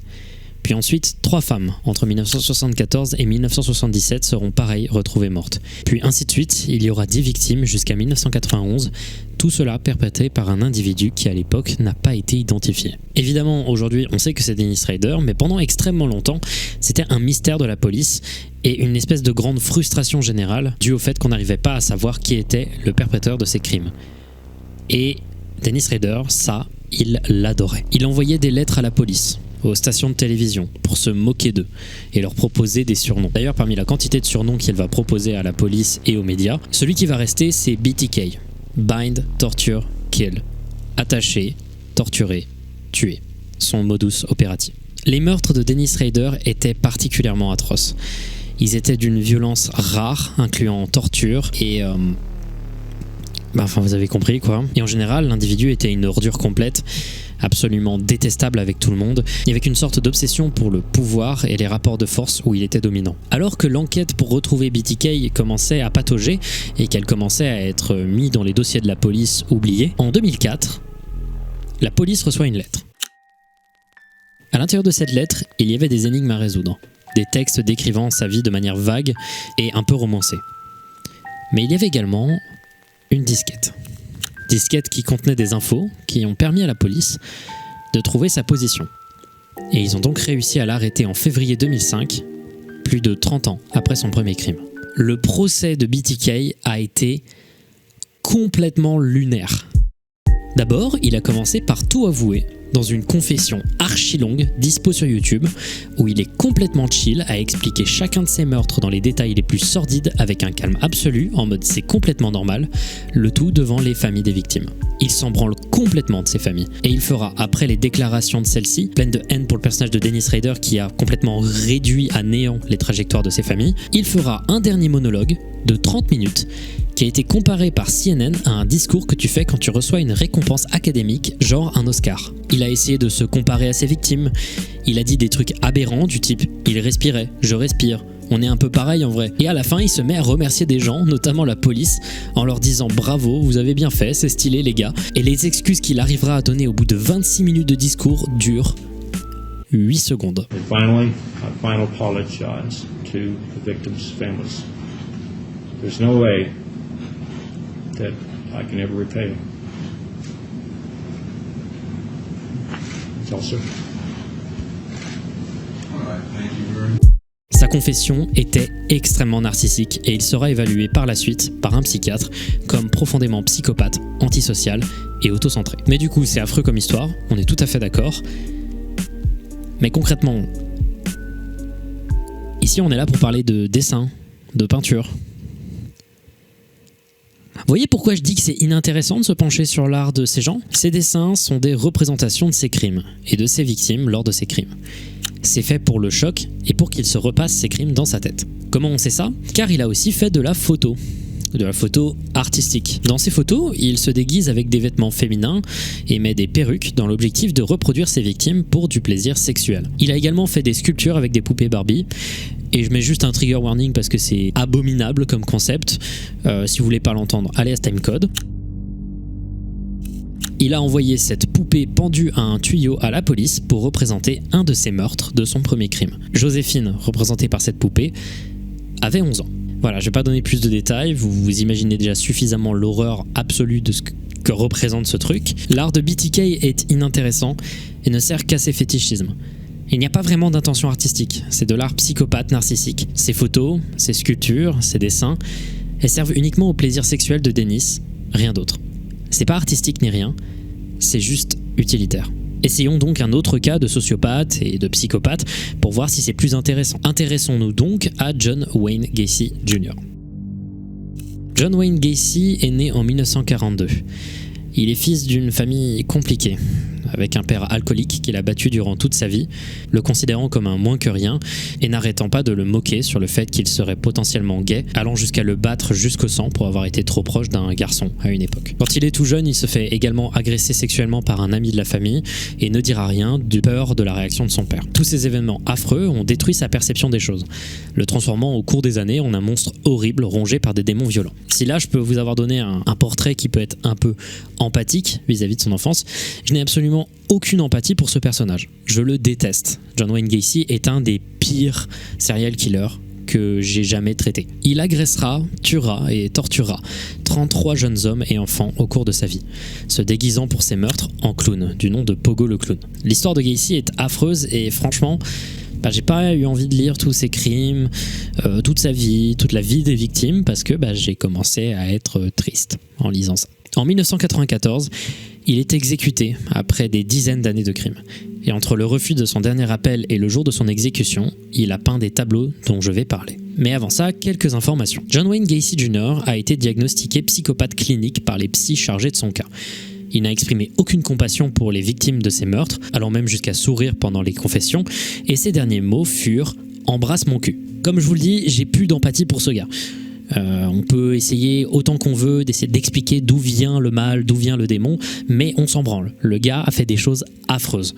Et sa page Wikipédia, c'est un peu un musée des horreurs. Les peintures de John Wayne Gacy Jr. sont des dépictions de son alter ego de clown. Pareil, le style est impersonnel et fait pour choquer et rappeler son passé. Il a aussi beaucoup dessiné les nains de Blanche-Neige et les 7 nains, notamment pour représenter une équipe de baseball, On peut voir dans cette peinture un manque évident de perspective et on va y revenir plus tard sur ce détail. Si vous voulez une petite anecdote, quelqu'un a essayé de faire signer ce dessin que je vous ai présenté à l'équipe de baseball en question, sans prévenir qui l'avait fait. Tout ça pour augmenter la valeur du dessin et le transformer en une sorte de pièce que l'on pouvait acheter pour les curieux et fans de serial killer. On va garder ça en tête. Bon, du coup, comme vous avez compris, c'est pas toujours très intéressant, donc à partir de ce moment, je vais aller un peu plus vite dans la description des cas et tout simplement essayer d'expliquer une sorte de conclusion sur l'art des sociopathes et psychopathes. Parce que l'art des psychopathes tueurs en série est, comme j'ai pu le dire, parasité par l'utilitaire, je vois pas l'intérêt de faire une longue biographie de personnes détestables pour ensuite dire juste c'est nul. L'art, c'est une sorte de proposition que tu fais aux gens. Tu proposes du concept, tu proposes du design, tu proposes de l'esthétique. Les psychopathes n'ont pas d'empathie. Ils n'ont rien à proposer, ils sont autocentrés, leur objectif c'est eux-mêmes. L'objectif pour eux, c'est juste de se faire plaisir, pour nourrir leurs fantasmes à eux, soit par des images ultra gore ou comme très souvent, des dépictions d'images qu'ils ont pu voir dans leurs crimes, comme ce dessin affreux de Keith Hunter Jesperson, dont le crime n'a pas besoin d'être expliqué. Mais ça peut souvent aussi être juste, et c'est la plupart du temps le cas, pour faire un peu de thunes. Parce qu'un criminel, ça doit souvent payer de grosses amendes et ça doit payer également sa caution, plein de trucs différents. Et du coup, tu te retrouves avec ce genre de dessin décalqué d'affiches de films d'horreur ou autres dessins faits en prison. C'est aussi souvent très plat, figurativement et littéralement. La perspective est souvent très absente, tout a la même valeur et pas d'une manière chaotique ni intéressante. Juste un manque de technique et ce sentiment général que les personnes ont autant de valeur que l'arrière-plan et les choses pour eux. S'il y a une chose qui peut être mise en valeur dans les dessins, en général, c'est eux. Continuons la vidéo avec de l'art peut-être un peu plus intéressant. J'ai envie de me pencher sur des cas isolés. Pas des grands artistes, pas des personnes connues pour leur travail artistique malgré la maladie. Je vais vous parler de personnes comme vous et moi qui ont peint, dessiné dans le cadre d'art-thérapie, dans des hôpitaux psychiatriques. Donc on va essayer de plonger un peu sur ce que c'est que l'art-thérapie. Et pour faire ça, on va devoir parler de la collection Adamson. Adamson, c'est un très célèbre artiste qui est à l'origine de l'art-thérapie, le fait d'essayer de guérir des problèmes psychiatriques à l'aide de l'expression par l'art, le tout guidé par des thérapeutes. La collection Adamson, c'est une sélection privée, parfois sélectionnée pour des expositions comportant en tout plus de 5000 illustrations et sculptures différentes faites par des patients d'hôpitaux psychiatriques. Je ne vais pas pouvoir essayer de vous décrire particulièrement chacun des tableaux parce que souvent on ne sait pas trop ce qu'il se passait dans la tête des gens qui l'ont réalisé et la plupart ne sont attribués à personne. Ce sont juste des petites particules isolées d'art réalisées par des personnes atteintes de maladies mentales, enfermées en hôpitaux psychiatriques. En effet, souvent pas de contexte, juste des illustrations isolées dans lesquelles on ne peut voir ce qu'on veut. Comme cette illustration à la perspective aplatie, où on peut y voir des champs pointillés, un berger, des chèvres et un camp avec une tente, ou alors celle-ci profondément déprimante, avec des formes qui ne sont vivantes que par la présence d'un visage à peine perceptible. Plein d'autres illustrations isolées existent, mais on trouve parfois des artistes dont le nom est devenu connu. Parlons par exemple de Mary Bishop, une personne dont la maladie mentale est inconnue, mais dont tout on peut savoir est qu'elle a réalisé une crise importante en 1946 qui l'a amenée en hôpital psychiatrique. Là-bas, elle y fera énormément de peintures qui, elles, sont devenues par contre assez connues. Son tableau le plus connu, c'est celui-ci. Il s'appelle Cri du cœur. Il s'agit d'un visage terrifié en train de crier, parsemé de petits traits verts, probablement de la sueur ou juste quelque chose dont l'origine n'est connue que par l'artiste. De nombreux autres tableaux et dessins vont présenter des personnages déformés par leurs émotions, notamment ce dessin simple mais efficace d'une femme tordue censée représenter Mary Bishop elle-même. Le titre est d'ailleurs un jeu de mots, I'm all screwed up, qui peut signifier je suis complètement tordu, aussi bien dans le sens littéral que dans le sens figuré. D'autres tableaux peuvent aussi bien représenter la dissociation ou l'instabilité émotionnelle, et je trouve ça intéressant de comparer la manière dont elle dessine les personnes qui souffrent et les personnes qui lui font du mal à ses yeux, c'est-à-dire les médecins. Les personnes souffrant ont des émotions qui affectent tout leur corps. Ce sont des personnes dont les contours sont toujours adoucis, malgré le fait que les émotions déforment leur visage. Les médecins, eux, sont complètement anguleux, voire carrés parfois, et leurs traitements sont interprétés comme des poisons ou des châtiments. La majorité de la collection Adamson et en général de l'art-thérapie est remarquable par une sorte d'étrangeté visible, mais rien de terrifiant en soi. Parfois c'est très neutre même. Mais parfois il y a des tableaux terrifiants de par leur dépiction de la souffrance ou juste des tableaux perturbants. On a toujours ce sentiment d'étrange, surtout quand on a l'impression qu'ils décrivent ce qu'ils voient réellement. Mais, et ça me permet d'ailleurs de renforcer un sentiment que j'ai déjà évoqué dans l'introduction, la majorité de l'art outsider, l'art brut, l'art singulier ou tous ces types d'art réalisés par des personnes très singulières, détachées vraiment soit de la société, soit du monde de l'art en général, est parfaitement normal, avec juste des excentricités dues au fait qu'il n'y ait pas vraiment d'éducation académique. Passons tout de suite à un autre type de maladie mentale, et cette fois-ci on n'aura qu'un seul exemple. Alzheimer, Parkinson et tout ça ne sont pas vraiment des maladies mentales, mais plutôt des maladies neurodégénératives.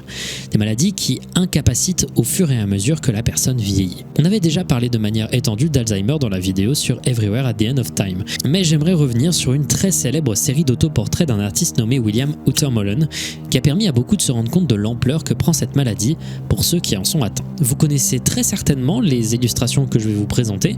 En effet, celles-ci ont fait le tour du monde et sont très souvent présentées dans des articles. William Utermohlen est né en 1933 et suivra des études d'art appliquées à la PAFA en Pennsylvanie, dont il sera diplômé en 1957. Son style était assez intéressant et apprécié. Il fera plusieurs séries de tableaux rangés par cycle. Son style était original et parfois très abstrait, notamment dans une de ses dernières séries de tableaux intitulée Conversation. Conversation est assez important parce qu'il marque une certaine dégradation dans l'art de William Utermohlen. Non pas forcément dans le style, ni même dans les capacités, mais une dégradation dans l'abstrait et dans le plus confus. En 1994, on lui fait une commission pour un portrait. Il accepte et se met à travailler. Quelque temps après, le client n'obtient plus d'infos sur la progression. Elle attendra 1 an avant de revenir voir Utermohlen. Elle lui demande où est le portrait. Celui-ci n'avait pas bougé depuis 9 mois. Sa femme Patricia Redmond, pensant qu'il était dépressif, l'amène voir un psy. Le psy en question lui diagnostiquera non pas une dépression, mais la maladie d'Alzheimer. Et là, lui et sa femme ont une idée. Il se décide à partir de ce moment-là, en effet, de faire des autoportraits régulièrement pour archiver l'avancée de la maladie et de son état mental. Juste lui, seul avec son pinceau, sa toile et un miroir. D'abord, regardez ce tableau. Il date de bien avant tout ça. Il date de 1967 et il s'agit d'un autoportrait, tout ce qu'il y a de plus classique de Utermohlen lui-même. Il va nous servir de base pour essayer de comprendre quel était le style de Utermohlen avant la dégradation de son état mental et de ses capacités. On peut remarquer un trait précis, expressif et efficace. Maintenant, en voici quelques autres datant d'avant 1995. Les tableaux de 1995 sont assez réussis, bien que parasités par des difformités dues aux fonctions motrices et psychologiques qui se dégradent. On voit également des tentatives abandonnées dans son carnet de croquis. L'expression est toujours triste, sinistre, bloquée dans un certain sentiment de blasé. Dans ce tableau notamment, on dirait que la peau de William tend à l'air de partir dans des couleurs peu naturelles. Entre 1997 et 1999, la maladie va progresser d'autant plus et le trait va en être encore plus impacté. Il n'y a qu'un seul croquis qui peut être considéré comme normal, entre guillemets. C'est celui-ci. Le reste est difficile à voir. Les 3 premiers dans la chronologie sont marqués par une certaine lourdeur, comme la vieillesse qui commence à peser sur le visage de William. Les formes sont de plus en plus grossières et les visages semblent être de plus en plus difficiles à reconnaître pour l'artiste. Et en continuant, plus on approche de 1999, plus c'est violent. Ce tableau qui n'est qu'un visage flottant autour de formes abstraites aux couleurs vives et agressives. Les formes du visage sont déformées, grossies ou réduites. Puis on arrive au point de non-retour. 1999, cet autoportrait. Il n'y a plus de visage, il n'y a qu'une tête avec une vague oreille à côté. Le fond n'est même pas complété. Entre 2000 et 2001, William va faire ses derniers dessins avant d'être mis en EHPAD et que la maladie arrive en phase terminale. Ces tableaux sont certains des plus darks que je connaisse. D'abord, voilà le tableau le plus connu. Ce tableau. Le dernier avant l'EHPAD.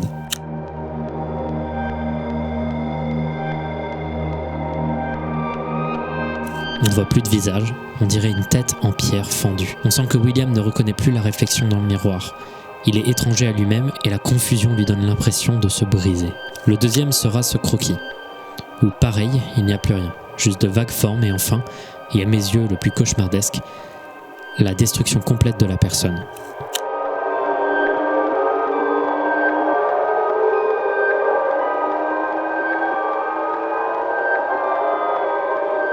À ce moment, et c'est sa femme qui le dira, William n'existait plus.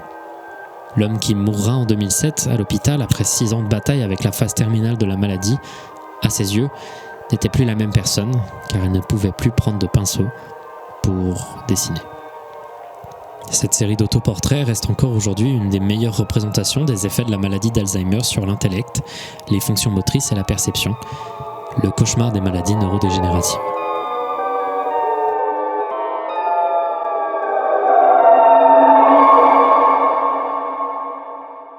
Maintenant, on va commencer à entrer dans les parties finales de la vidéo.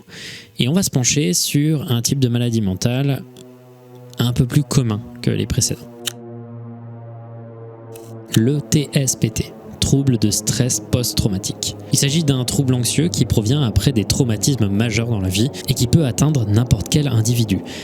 Celui-ci s'exprime de plusieurs manières. D'abord, il y a la première chose, l'intrusion, soit le fait de revivre l'événement à travers des pensées intrusives, des souvenirs revenant violemment hanter la personne, ou encore des flashbacks et des cauchemars particulièrement intenses pouvant mener à des terreurs nocturnes. Ensuite, ça peut se représenter aussi par de l'évitement. La personne fait tout pour éviter toutes les choses qui rappellent le traumatisme. Ça peut s'exprimer de plusieurs manières, juste le fait d'éviter des endroits, des odeurs, des sensations au maximum, au point d'avoir parfois des réactions extrêmes à la moindre réminiscence apportée par un facteur extérieur. Ça peut amener à un retrait complet, des états dissociatifs et une sorte d'immense et longue période d'apathie émotionnelle.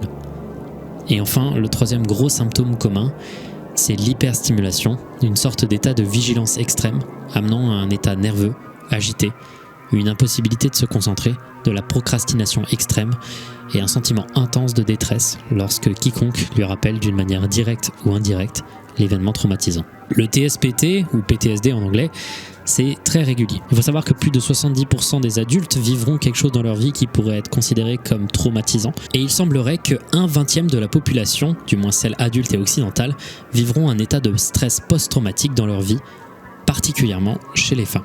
La raison pour laquelle je la mets en dernier dans cette vidéo, c'est parce que énormément d'autres maladies mentales arrivent en comorbidité du stress post-traumatique. C'est celui qui m'a le plus touché. Donc parlons de l'art de victime de syndrome post-traumatique. L'image la plus célèbre dans la culture populaire du TSPT, c'est bel et bien le syndrome post-traumatique des personnes ayant vécu la guerre et également les personnes ayant vécu notamment les camps de concentration durant la Seconde Guerre mondiale. Il y a notamment cette image célèbre des vétérans du Vietnam qui ont des flashbacks qui reviennent les hanter pendant des années. Nous allons donc commencer avec quelques exemples de peintures faits par des victimes de certaines des choses les plus horribles que l'humanité ait pu faire à hauteur d'État, en faisant particulièrement un focus sur les camps de concentration, aussi bien ceux de la Seconde Guerre mondiale que les camps de travail actuellement présents en Corée du Nord. Je vais être relativement court parce que c'est des sujets très touchy et aussi parce que voilà, c'est des sujets que pour le coup vous avez probablement déjà croisés dans des bouquins, notamment dans vos livres d'histoire-géographie. Il y a un sentiment de poids dans les dessins de victimes de camps de concentration.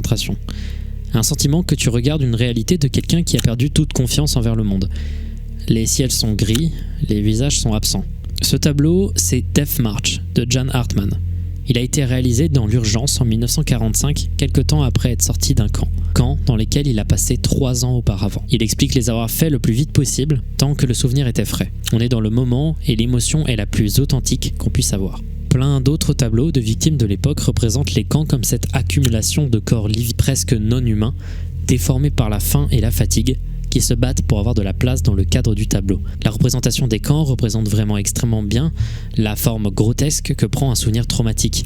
Chaque moment affreux, chaque moment du quotidien est entremêlé en un seul, un chaos dans le cerveau qui transparaît par la suite sur la toile. Même les tableaux les plus objectifs dans leur style restent enfermés dans ce pessimisme et ce sentiment général de futur noir et décrépit.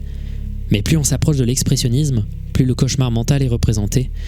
Les tableaux d'Edith Birkin sont terrifiants, des personnages tous identiques, aux yeux noirs et aux émotions annihilées par la faim, dévorant leur corps qui observe juste le spectateur, semblant les appeler à l'aide. Exemple plus récent, on a les exemples des dessins de Kwon Hyo-shin, qui est un réfugié de la Corée du Nord, qui a vécu notamment ces camps de travail. Ces dessins sont pareils, extrêmement violents et aussi décrivent la réalité de ce qu'il a vécu, avec comme marque artistique le fait que les visages des victimes, des membres du camp, sont tous identiques, comme s'ils étaient tous déformés par la faim d'une manière similaire, tandis que les soldats nord-coréens sont présentés comme ces formes anguleuses, violentes, persécutant pour leur plaisir des gens complètement innocents. Il y a plusieurs choses absolument terrifiantes qu'on peut voir dans ces dessins. Je pense à ce dessin où il demande à quelqu'un en gros de reproduire une forme qu'ils doivent maintenir jusqu'à ce que leur sueur remplisse des pots entiers, et ça pouvait durer jusqu'à des dizaines d'heures. On voit également des dépictions de la famine qui sont particulièrement vénères, des gens qui bouffent des rats qui croisent parce que c'est la seule chose qu'ils peuvent bouffer tout simplement. On voit également des soldats nord-coréens jouer à torturer une femme enceinte qui doit reproduire, et ce pendant des heures, les aiguilles d'une horloge avec ses bras, la mettant donc dans des positions où elle se sent extrêmement inconfortable, notamment dû au fait qu'elle a un bébé sur elle. En fait, énormément de châtiments corporels violents, énormément de travail forcé, de dépictions de famine et de cadavres. En fait, c'est extrêmement vénère. J'enregistre cette partie un peu après avoir tourné la vidéo parce que j'ai tout simplement oublié de la tourner et que pourtant elle me tient à cœur. J'aimerais me pencher sur les cas de torture modernes et des personnes qui ont vécu des prisons et des tortures d'État dans ces prisons, racontant ce qu'ils ont vécu par l'intermédiaire de dessins. J'aimerais parler en l'occurrence d'un cas, celui de Abu Zubaydah, qui a été un prisonnier de la baie de Guantanamo et qui a subi un programme d'interrogatoire avancé, le tout pendant une durée de 4 ans, perpétré par la CIA, qui promet d'ailleurs que ce programme est à présent discontinué, chose que certaines personnes doutent, et de manière légitime. Après avoir été arrêté au Pakistan lors d'une fusillade, Zubaydah a été transmis à Guantanamo, et à l'intérieur, il a été enfermé dans une prison secrète qui a été décrite par certaines personnes ayant vécu ces mêmes prisons comme des donjons, dans lesquels il a vécu de nombreuses tortures, que je vais vous décrire ici, et qu'il a décrit en dessin. D'abord, un truc qui est devenu triste célèbre, ce sont les boîtes de confinement. On plaçait quelqu'un pendant des heures, parfois même pendant des jours, à l'intérieur de minuscules boîtes dans lesquelles il devait rester, le tout en étant attaché. Les boîtes de confinement larges étaient violentes, mais les pires restent les tristement célèbres petites boîtes de confinement dans lesquelles Zubaydah a été enfermé pendant ce qu'il décrit être des heures indénombrables. Une boîte si petite qu'on ne peut pas étendre son dos, qu'on ne peut pas plier ses jambes, qu'on ne peut pas les déplier et que l'on est bloqué en réalité dans une position fétale qui, au bout d'un moment, devient extrêmement douloureuse, au point d'en venir au cri, jusqu'à l'inconscience. Il décrit également des tortures de privation du sommeil, où des gens sont attachés dans des positions si inconfortables qu'ils ne peuvent juste pas dormir. Et également une autre des très célèbres méthodes de torture, c'est évidemment le waterboarding, où l'on noie artificiellement un détenu en boucle jusqu'à ce qu'il accepte de parler. En l'occurrence, les méthodes interrogatoires, et je tenais à le dire ici, n'ont jamais servi à rien. En réalité, elles permettent surtout d'obtenir absolument n'importe quelle confession vocale d'un détenu. On peut lui faire dire n'importe quoi, lui faire inventer des paroles qu'il n'a jamais vécues, ou même carrément changer sa perception des choses. C'est une technique extrêmement immorale, et pourtant elle est utilisée encore aujourd'hui par énormément de gouvernements. Et au final, pour revenir au dessin, vous l'avez bien compris, ceux-ci sont assez objectifs et la seule chose qui ressort, c'est véritablement cette déformation des corps, une déformation par la douleur et la faim, qui est à la fois proche de la réalité, mais également amplifiée par le traumatisme. Et en l'occurrence, Zubaydah est aujourd'hui mentalement anéanti. Le temps qu'il a passé dans de nombreuses prisons secrètes de la CIA a causé des dégâts cérébraux violents et irréversibles, ainsi qu'une hypersensibilité au son et en général un état mental complètement brisé que l'on ne pourra plus jamais réparer.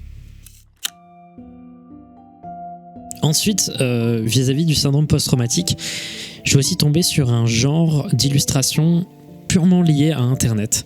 C'est une esthétique de l'horreur sur Internet, qui s'appelle le traumacore. Le traumacore, pareil, je vais pas passer beaucoup de temps, parce qu'il y a un long débat sur est-ce que c'est éthique, est-ce que c'est sain et est-ce que c'est malsain. Le traumacore, c'est des images dérivées de la weirdcore et des liminal space. On avait parlé des liminal space à l'intérieur de la vidéo des backrooms et on avait parlé de la weirdcore brièvement durant le live avec Magla de son émission Frisson. Le weirdcore, c'est cette esthétique un peu étrange, des images de mauvaise qualité, montrant des trucs un peu mêlant nostalgie, confusion totale dans l'objectif soit de faire peur, soit de faire un peu rire.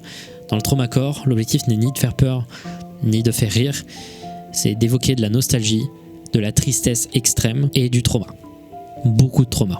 Les dessins de traumacore peuvent prendre plusieurs formes. Je vais mettre quelques exemples, mais ça me met pas à l'aise d'en mettre beaucoup, parce que c'est généralement fait par des gens qui ont environ 5 ans de moins que moi, généralement des gens sortant du collège, au début du lycée, peut-être des gens qui arrêtent de faire ça vers mon âge à peu près, c'est-à-dire 20 ans. C'est des gens qui parlent de traumas très frais pour eux. En l'occurrence, très souvent ça tourne autour des agressions sexuelles vécues lors de l'enfance, avec des gens se représentant, souvent avec des formes rappelant l'enfance. Souvent, ça sera une image simple de Hello Kitty ou une peluche Hello Kitty. Très souvent, ça sera ce symbole qui sera utilisé, avec autour des textes disant des phrases, soit qui tournent dans leur tête, soit qu'ils ont entendu, rappelant de manière très explicite ce qu'ils ont vécu.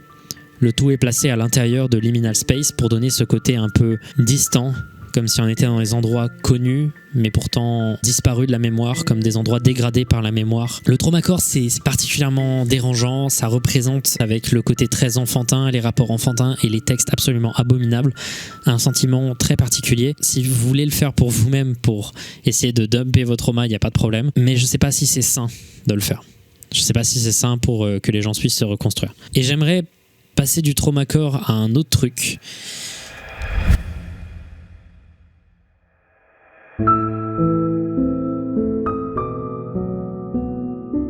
Pourquoi j'ai eu envie de faire cette vidéo à la base? Eh bien, c'est quand j'ai vu énormément de gens parler de certaines études autour des dessins réalisés par des enfants entre l'âge de 1 et 8 ans ayant été abusés sexuellement ou traumatisés de manière violente. Je parle notamment de 2 études, Identifying Sexually Abused Children Through Their Art par la Child Abuse Education Foundation et le projet artistique Broken Crayons, montrant des dessins et l'histoire derrière. Le tout est supervisé par le Dr Elspeth McInnes, une professeure à l'université de Sud-Australie. C'est simple, les études en question partaient toutes d'une même question. Est-ce qu'on peut, en analysant juste des dessins réalisés par un enfant, essayer de déterminer si oui ou non il a été abusé sexuellement et est-ce que ça peut nous permettre de réagir vite?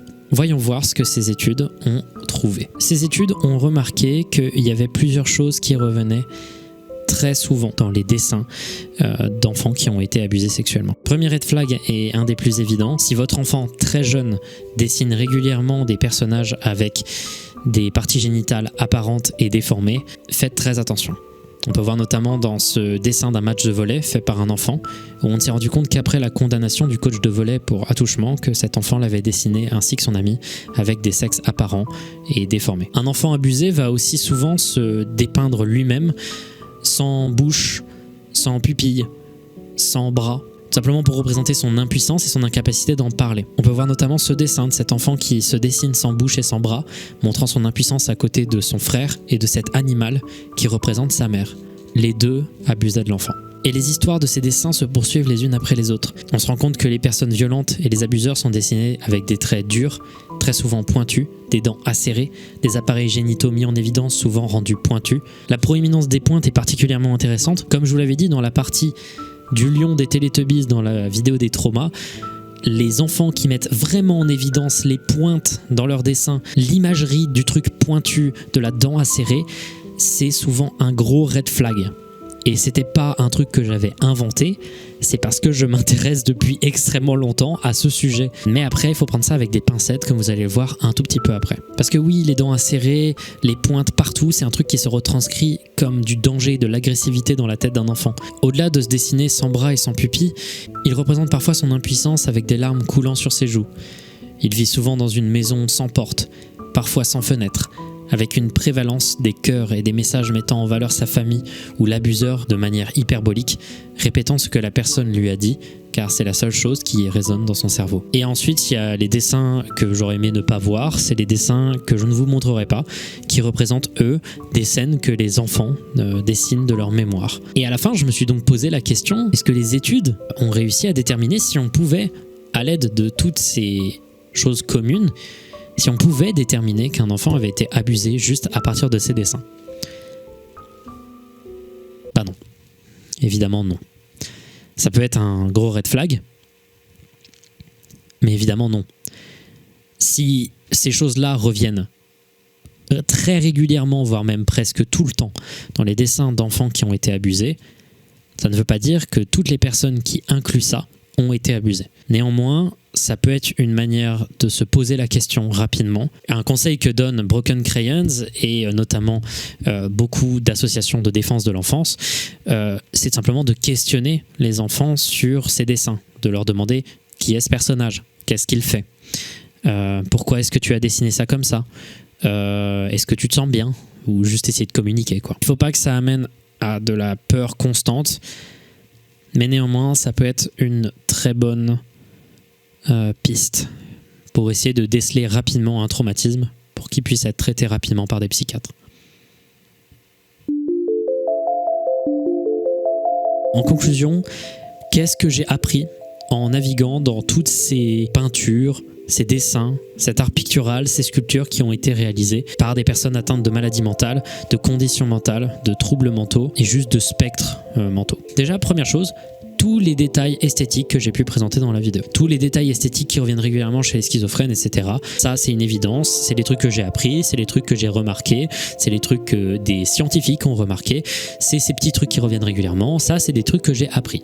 Mais moi, je veux pas parler de ça. Je veux parler qu'est-ce que j'ai appris moi personnellement et qu'est-ce que j'ai trouvé d'intéressant dans tout. Premièrement, et on va enfoncer des portes ouvertes constamment pendant cette conclusion, les personnes atteintes de maladies mentales souffrent. Elles souffrent énormément et elles n'y peuvent rien. Ça arrive parfois que les personnes atteintes de maladies mentales sévères fassent du mal autour d'eux, mais ils n'y peuvent rien. Ils sont souvent bloqués dans des trucs qu'ils ne peuvent pas contrôler. Et c'est ce manque de contrôle que j'ai remarqué très rapidement. Les personnes atteintes de maladies mentales ont souvent un manque important de contrôle et il faut approcher tout ça avec empathie, compréhension. Également, seconde chose que j'ai appris, la psychiatrie, ça a énormément évolué, mais tellement évolué en moins de 100 ans. C'est un truc de fou. Et aujourd'hui, je pense que la psychiatrie est correcte. Un jour, je ferai une vidéo sur les hôpitaux psychiatriques, particulièrement les hôpitaux psychiatriques pour enfants et adolescents, parce qu'il y a des trucs à dire qui sont très graves et très hardcore, mais globalement, du moins je peux le parler aussi pour mon expérience personnelle, les hôpitaux psychiatriques sont corrects en France, pour la majorité et notamment autour de la capitale. Il faut traiter les maladies mentales. Non traitées, les maladies mentales font extrêmement de dégâts et on peut le voir notamment dans l'expression personnelle, donc dans le jardin secret de ces artistes qui ont pu s'exprimer. C'est notamment dans les périodes où ils étaient les moins traités que ceux-ci ont exprimé le plus de douleur et d'inconsistance. Également, et c'est un truc dont je me suis rendu compte assez vite, c'est que généralement les personnes atteintes de maladies mentales utilisent la peinture pour des raisons différentes que les personnes neurotypiques ou juste saines mentalement. L'objectif de ces peintures souvent c'est de communiquer, d'essayer de visualiser, de se souvenir. Parfois ça va leur servir une utilité pratique. Et ça part souvent d'une différence simple. Cet art n'est pas fait pour les autres, mais généralement fait pour la personne elle-même ou une autre personne. Vous ne pouvez pas sauver des gens mieux que le SAMU. C'est important de le savoir. Ensuite, autre truc que j'ai appris, c'est que l'art réalisé par des personnes non éduquées artistiquement, qui n'ont presque aucun talent artistique d'ailleurs même, est tout aussi intéressant à étudier. Mais ça dit plus sur la personne en réalité que sur des véritables propositions artistiques. Mais c'est tout aussi intéressant à étudier et ça ouvre des champs des possibles que l'académie commence seulement de traiter. Et on parlera un jour de l'art outsider, particulièrement dans la musique, parce qu'il y a des dingueries à raconter. Ce sera un peu moins dark, mais ce sera quand même assez intéressant. Aussi, évidemment, il n'y a aucune honte à avoir une maladie mentale, il n'y a aucune honte à l'assumer et en général, c'est toujours très bien d'aller voir un psychiatre, d'aller voir un psychologue et il y a une différence entre les deux et c'est toujours de la merde d'aller voir un psychanalyste. Pardon, c'est mon opinion, mais je l'ai aussi appris en regardant ces cas parce qu'on se rend compte que la psychanalyse n'a servi à aider absolument aucune de ces personnes. Elle a juste permis aux psychanalystes d'apprendre des trucs. Mais c'est pas l'objectif d'une thérapie. À la base, je voulais apprendre sur les gens atteints de maladies mentales, renforcer ce que je pouvais savoir. À la base, je voulais essayer d'empathier avec ces gens, mais finalement, j'en suis surtout revenu avec des nouveaux noms de super artistes hyper intéressants qui, éventuellement, avaient une maladie mentale. En réalité, si on enlève le prisme que j'ai réalisé de la maladie mentale, notamment pour Louis Wayne par exemple, on se rend compte que celle-ci n'a pas tellement forgé l'art de la personne. On peut aussi voir pour Richard Dad, il n'y a en réalité que The Fairy Feller's Masterstroke qui est particulièrement dans cette expression de l'enfer qu'il vivait avec sa maladie mentale. Le reste, c'est juste des tableaux ultra stylés en fait. Donc oui, comme je le dis, l'art outsider, tout ça, ça peut être tout à fait normal, banal, parfois même inintéressant. Ça arrive et c'est aussi un truc. Même si en général, il y a un peu plus d'excentricité, on se l'accorde. Bref, j'ai pas vraiment plus de choses à rajouter. J'ai pas de grands messages à donner sur la vie. J'ai pas de grands trucs à raconter en plus. Et j'aurais pu parler un peu plus en détail de personnes atteintes de dépression. Mais c'est beaucoup plus régulier et je voulais quand même vous faire découvrir des trucs, étant donné que des artistes dépressifs, il y en a un paquet. J'aurais pu aussi me pencher sur d'autres maladies mentales, sur d'autres artistes, mais ça peut-être pour une prochaine fois. J'espère que vous avez aimé cette vidéo. N'hésitez pas à rectifier n'importe quoi que j'aurais pu dire de mal dans cette vidéo dans les commentaires. Ça va être plutôt important et je vais essayer de lire la majorité des commentaires, même si ça va être compliqué étant donné que vous en laissez beaucoup. Mais ça me paraît important quand même de jeter un coup d'œil un peu sur tout ce que les gens plus talentueux que moi sur ces sujets puissent me dire. Éventuellement, si j'ai fait des erreurs de jugement, des trucs un peu ratés, etc., dites-le moi. Aussi, je suis désolé si cette vidéo a mis beaucoup de temps à sortir. Vous pouvez l'imaginer, je pense, avec sa longueur qu'elle m'a demandé beaucoup de taf. Mais également, j'ai eu énormément de difficultés durant la réalisation de cette vidéo, notamment des trucs très perso. Mais là, je suis revenu en grande pompe et la prochaine Findings sera très probablement quelque chose de complètement banal pour la chaîne. Et ça va faire du bien après je ne sais pas combien de vidéos spéciales. Bref, à la prochaine. J'espère que ça vous a plu. Bye bye!